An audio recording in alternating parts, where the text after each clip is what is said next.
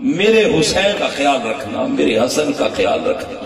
وہ جو امت تھی جو کلمہ پڑھتی تھی اسی نبی کا، اس نے حسین جیسے کو بھی زہر دے دیا، حسن جیسے کو بھی زہر دے دیا، اور حسین جیسے کو بھی لٹکا دیا، نیزوں پہ چڑھا دیا، جسم کے ٹکڑے کر دیے پورے خاندان کے۔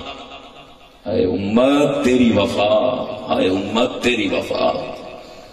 اور ایک آج امت ہے، دل خون کے آنسو ہوتا ہے۔ میری چند دن سے طبیعت بڑی عجیب ہے، جب میں نے آج کی امت کے احوال سنے ہیں۔ نبی قربان جائیں کے نام پہ کہ تیرے اولاد نے تو نیزوں پہ قرآن سنایا، اور آج جن کو اسی دین کی وجہ سے عزت ملی ہے وہ کہتے ہیں 10 محرم کو شادی کر لو کوئی مسئلہ نہیں، 10 محرم کو خوشی منا لو کوئی مسئلہ نہیں، 10 محرم کو بیٹیاں بہا لو کوئی مسئلہ نہیں، 10 محرم کو بیٹوں کے ہاتھ رنگین کر لو کوئی مسئلہ نہیں۔ یا رسول اللہ دیکھیے تو صحیح آپ کی امت، آپ کی امت جن سے آپ نے محبتیں مانگی تھی، مطالبے کیے تھے۔ اللہ کی عزت کی قسم، اس جملے کو آپ کاش میرے دل کو دیکھ سکتے کہ کتنی تکلیف ہے اس جملے کی وجہ سے، اور پتہ نہیں کتنے کروڑ دل جو حسین کے نام پہ دھڑکتے ہیں ان کی حالت ہوگی۔ بھئی جس دن حسین نیزوں پہ چڑھایا جائے، جس دن حضور کے پاک گھرانے کے جسموں کے اوپر گھوڑے دوڑائے جائیں، جس دن خیموں کو جلایا جائے، جس دن حضور کی آل کے ٹکڑے کیے جائیں، کوئی غیرت مند مسلمان ہے کہ اس دن اسے کوئی خوشی نصیب ہو سکے؟ کیا غیرت مسلم اتنی مر گئی ہے؟ میں پوچھتا ہوں آپ سے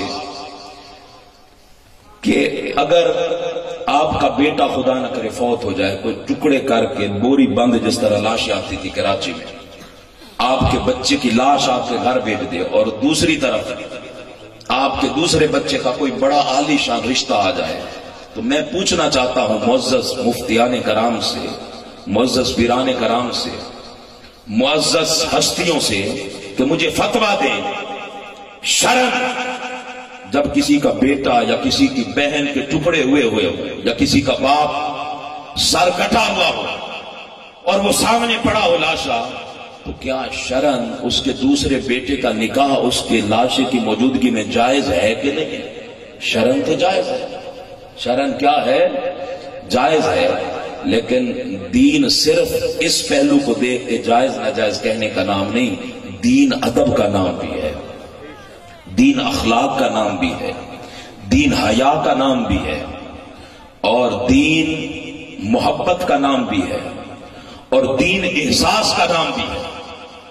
امت کا اتنا احساس جاتا رہا کہ حضور جن کی محبتیں مانگتے رہے، آج امت ترغیب دی جا رہی ہے کہ شادی کرو کوئی مسئلہ نہیں، یہ ترغیب دی جا رہی ہے، یہ فرسٹ سٹیپ ہے۔ ترغیب دی جا رہی ہے کہ شادیاں کرو محرم میں، اہل سنت شادیاں کرو محرم کے اندر۔ میرے گھر کے ساتھ، میرے گھر کے بالکل ساتھ زیادہ سے زیادہ، یعنی ہماری جو زمینیں ہیں، ہماری زمینیں اور ان کی زمینیں بالکل ملی ہوئی ہیں، درمیان صرف ایک سڑک ہے، اور وہ سڑک بھی آدھی غالباً ہماری زمین میں، آدھی ان کی، شاید ہم نے دی ہوئی ہے وہ ساری۔ انہوں نے محرم میں شادی کی، اپنے بندے نے محرم کے اندر شادی کی، اس کے 4 بیٹے پاگل ہیں، 4 بیٹے کو یہی کہتا تھا جائز ہے، بحث کرتا تھا جائز ہے۔ اس وقت بھی اس کے 4 بیٹے زندہ ہیں، 4-5 بیٹے ہوئے غالباً یہ 4 بیٹے پاگل، اور کہتے ہیں، وہ تو ہمیں نہیں پتا، گھر والے بتاتے ہیں کہ ان کی بیٹیاں بھی اسی طرح پاگل ہیں، بیٹیاں بھی ان کی پاگل ہیں، کہ یہ دن کوئی چھوٹا دن تو نہیں ہے، یہ دن کوئی چھوٹا دن تو نہیں، جس دن پورا خانوادہ کٹ گیا، پورا خانوادہ کٹ گیا۔ تو حضور نے امت سے اپنی آل کی محبت مانگی تھی، امت سے آل کی محبت مانگی تھی، لیکن آل نے اس آل کی محبت کی بجائے امت نے اس مقام پہ پہنچا دیا، کلمہ پڑھنے والوں نے اس مقام پہ پہنچا دیا۔ آپ دیکھیں، غور کریں میرے اس جملے پہ، جب آقا حسین رخصت ہوئے ہوں گے مدینہ سے، تو آقا حسین کی حالت کیا ہوگی؟ جب آقا حسین تین پہلو ہیں، تین رخصتیاں ہیں مدینہ سے آقا حسین کی، اور تینوں دل تڑپ اٹھتا ہے اگر اس کا تصور باندھے کوئی اہل دل اور اہل ایمان، اگر اس کا تصور باندھے، انسان کی روح انسان کے جسم کا ساتھ چھوڑنے لگتی ہے، کلیجہ پھٹنے لگتا ہے، دل لرزہ لرزہ ہو جاتا ہے۔ اللہ کی عزت کی قسم، وہ تین رخصتیاں ہیں آقا حسین کی۔ پہلی رخصتی اپنی اماں سیدہ کائنات فاطمہ الزہرا سلام اللہ علیہا کے مزار پر اور اپنے بھیا حسن مجتبیٰ کے مزار پہ جاتی اور لپٹ لپٹ کے روتے اور کہتے اماں دل نہیں کرتا کہ آپ کے قدموں سے جدا ہو، لیکن نانا کی امت نے اس مقام پہ پہنچا دیا ہے کہ آج آپ کی زینب، آج آپ کی سکینہ، آج آپ کا حسین، آج آپ کا پورا گھرانہ آپ کا در چھوڑ کے صحراؤں کی وسعتوں میں جانے کے لیے تیار ہے۔ اماں ہاتھ رکھیے، سر پہ رخصت کیجیے۔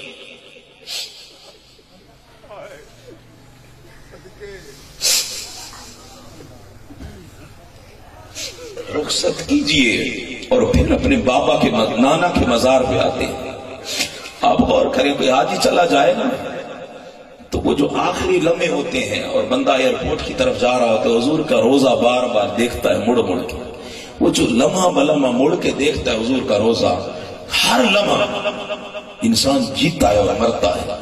تو آپ اس لمحے پہ غور کریں جب آقا حسین اپنے نانا محمد مصطفیٰ کی چوکٹ پہ گئے ہوں گے اور حضور کے مزار سے لپٹ کے عرض کی ہوگی، نانا وہ جو کندھوں پہ سواری کرائی تھی، وہ جو گلیوں میں کندھوں پہ اٹھا کے گھمایا کرتے تھے، اور نانا وہ جو سجدوں کو طول دیا کرتے تھے، اور نانا جو آپ نے میری تربیت کی تھی، آج آپ کا دیس آپ کی امت نے چھڑوا دیا ہے۔ آپ کا در چھوڑ کے آپ کا حسین جا رہا ہے، آپ کا در چھوڑ کے آپ کا حسین جا رہا ہے۔ آپ سوچیں کہ وہ رخصتی کیسی ہوگی، وہ رخصتی کیسی ہوگی۔ اور تیسری رخصتی جب معصوم صغرا سے جدا ہونے لگے، بی بی صغرا سے جدا ہونے لگے، جو بی بی صغرا تھی حضرت امام حسین علیہ السلام برداشت نہیں کر سکتے تھے ان کی تکلیف۔ کیوں؟ اب وجہ بھی سن لیں کیوں؟ اس لیے کہ حضرت علی اکبر علیہ السلام یہ حضور کے ہم شکل تھے، حضور کے ہم شکل، اور بی بی صغرا سیدہ کائنات فاطمہ الزہرا سلام اللہ علیہا کی ہم شکل تھی، سیدہ کائنات مخدومہ کائنات ملکہ جنت ان کی ہم شکل تھی۔ جب انہیں وہاں ٹھہرا دیا گیا اور وہاں سے قافلہ رخصت ہونے لگا تو ہر کوئی پیار کر رہا ہے، بی بی زینب پیار کر رہی ہے معصوم صغرا سلام اللہ علیہا کو، ام کلثوم پیار کر رہی ہے، زہر بانو بی بی سرکار پیار کر رہی ہے، ام رباب پیار کر رہی ہے، آقا حسین سینے سے لگا رہے ہیں، سارے پیار کر رہے ہیں۔ اب یہ رخصتی آپ سوچیں حسین پہ کیسی کٹھن ہوگی۔ یہ تیسری رخصتی جب رخصت ہونے لگے تو حضرت بی بی صغرا سلام اللہ علیہا نے کہا کہ پھوپھو زینب مجھے میرا پیارا بھیا علی اصغر بہت پیارا ہے، بڑا عزیز ہے، بھیا علی اصغر تو میں کھلاتی تھی دن رات، اپنے سینے سے لگا کے رکھتی تھی، مجھ سے بھیا کی جدائی برداشت نہیں ہوتی، ایک مرتبہ سینے سے لگا کے ٹھنڈک لینے دے۔ اب بی بی صغرا نے حضرت امام علی اصغر علیہ السلام کو سینے سے لگایا، سینے سے لگایا۔ میں جب اس چیز کو سوچتا ہوں، چونکہ حضرت بی بی صغرا اما فاطمہ الزہرا سلام اللہ علیہ آپ کی ہم شکل تھی، تو شاید وہ جو نانی حضرت خاتون جنت کی محبت اور ان کے وجود کی ٹھنڈک تھی وہ علی اصغر کو مل گئی۔ علی اصغر نے دوپٹہ پکڑ لیا، چادر مبارک بی بی کی پکڑ لی، اور اس طرح 6 ماہ کا بچہ ہے اس طرح ہاتھ میں لے لی، اس طرح پکڑ لی۔ حضرت بی بی زینب آتی ہیں، اس طرح چھڑانے کی کوشش کرتی ہے، علی اصغر چھوڑتے نہیں، علی اصغر چھوڑتے نہیں. رباب کوشش کرتی علی اصغر چھوڑتے نہیں. حضرت سغرا خود کوشش کرتی ہیں سلام اللہ علیہ, لیکن علی اصغر چھوڑتے نہیں. سارے کوشش کر لیتے لیکن علی اصغر نہیں چھوڑتے. حضرت بی بی زینب آگے ہوتی ہیں, عرض کرتی ہیں بھیا آقا حسین ہمیں یہ گوارا نہیں کہ انگلیوں کو کھینچ کے چھڑوا لیں, آپ کا شہزادہ ہے, بچہ پکڑ لے تو ہم کیا کرتے ہیں انگلی کو کھینچ لیتے ہیں, چھڑوا لیتے ہیں طاقت سے. کہا کہ ہماری ہمت نہیں کہ آپ کے شہزادے کی انگلیوں کو کھینچ لیں, آپ خود ہی اپنے شہزادے کے ہاتھ چھڑوائیں, ہم نہیں چھڑوا سکتے. قربان جائے آقا حسین کی اس رخصتی پہ جو بی بی سغرا سے کی ہوگی. آقا حسین آگے گئے اور حضرت امام علیہ السلام کے ہاتھ کو ہاتھ بھی نہیں لگایا. قربان جائے اہل بیت کے پاک گھرانے کے پاکیزہ ہستیاں, ان کے شعور پہ, ان کے ادراک پہ, ان کی فہم کی بلندیوں پہ ہاتھ نہیں لگایا. بس کان میں کچھ کہا, کان میں کچھ کہا. حضرت امام علیہ السلام نے ہاتھ چھوڑ دیا. حضرت بی بی زینب نے کہا بھیا آقا حسین علی اصغر کے کان میں تو نے کیا کہا؟ ہم ہاتھ چھڑواتے رہے, علی اصغر نے نہیں چھوڑا. آپ نے کان میں ایسا کیا کہا کہ علی اصغر نے ہاتھ چھڑوا دیا؟ قربان جائے حسین نے کہا بی بی زینب میں نے علی اصغر کے کان میں کہا ہے بیٹا علی اصغر تیرے بغیر کربلا کے پاتھر پورے نہیں ہوتے, تیرے بغیر کربلا کے پاتھر تیرے بغیر.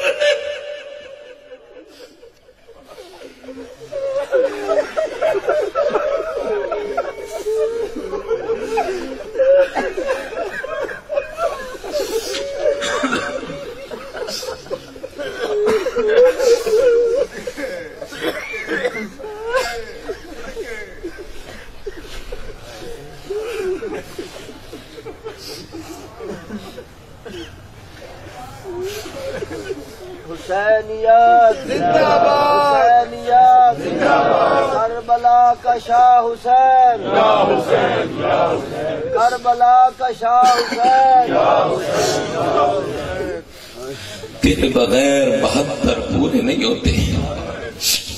قربان جائے علی اصغر نے ہاتھ چھوڑ دیا, علی اصغر نے ہاتھ چھوڑ دیا. یہ 3 رخصتیاں آقا حسین پہ مدینہ سے کربلا کی طرف تھی. آپ سوچیں ہر رخصتی کتنی کٹھن تھی. اور پھر کچھ رخصتیاں کربلا سے میدان کربلا کی طرف بھی تھی, کچھ رخصتیاں کربلا کے خیموں سے میدان کربلا کی طرف بھی تھی. سب کو آقا حسین نے خود رخصت کیا, عباس کو خود رخصت کیا, علی اکبر کو خود رخصت کیا, قاسم کو خود رخصت کیا, کل اون و محمد کو خود رخصت کیا, سب کو خود رخصت کیا. لیکن آقا حسین کی جب رخصتی کا وقت آیا کربلا کے میدان کی طرف, تو اس میں پھر 3 رخصتیاں تھیں. پہلی رخصتی جب آقا حسین بی بی شہر بانو اور ام رباب اور ام کلثوم کے پاس گئے اور کہا لاشا تڑپتا ہوا علی اصغر علیہ السلام کا.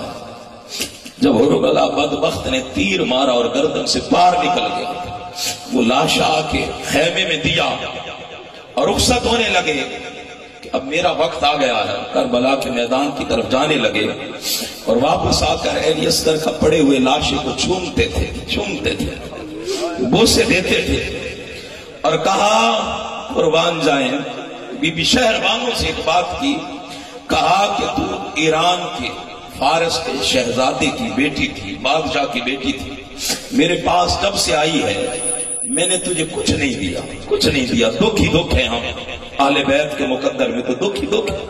ہم نے کبھی سکھ نہیں دیا, آپ کو کبھی سکھ نہیں دیا. تم وہاں زرق برق لباس پہنتی تھی, انواع و اقسام کے کھانے ملتے تھے. میرے ساتھ جب سے آئی ہو کربلائیں ہیں, دکھ ہیں, علم ہے, تکلیفیں ہیں, اذیتیں ہیں, بھوک ہے, پیاس ہے اور تڑپتے ہوئے لاشیں ہیں, تڑپتے ہوئے لاشیں. مجھے کل سے جب قادری صاحب نے میسج کیا کہ آپ نے کچھ مسائل پہ گفتگو کرنی ہے، فضائل پہ نہیں کرنی. تو میں یقین کریں رات جس طرح میری گزری ہے وہ میرا رب جانتا ہے، اور میں آج جس طرح سفر کر کے آیا ہوں وہ میں جانتا ہوں، یہ رب جانتا ہے. اور میں سیدہ کائنات کی بارگاہ میں بار بار یہ عرض کرتا رہا کہ یہ نہ ہو کہ میں 5 منٹ میں خطاب ختم کر دوں، میرے حوصلہ نہ رہے.